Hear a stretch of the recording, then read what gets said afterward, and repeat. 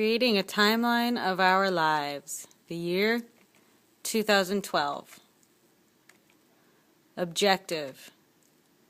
We will create a timeline putting significant events of 2012 in sequential order. Standards.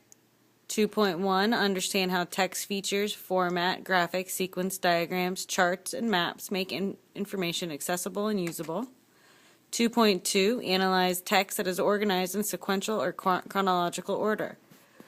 In this lesson, we will be working with 5th grade language arts standards.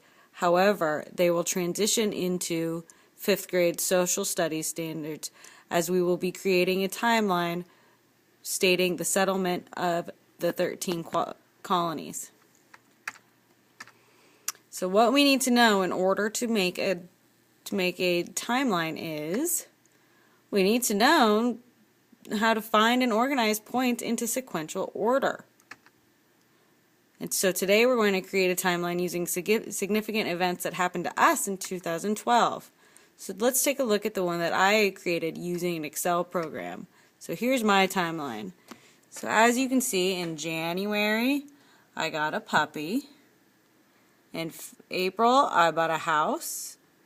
In June I went to Lake Tahoe. In July I went to Cabo. And in October it was my birthday. And if you'll notice, I have my birthday just past the halfway mark because my birthday is on October 18th. And so that's a little further than halfway through the month of October. So that's my timeline, and I have pictures to represent everything that I did. There's a picture of the lake. There's the arch in Cabo. There's some puppies. Keys to represent the house.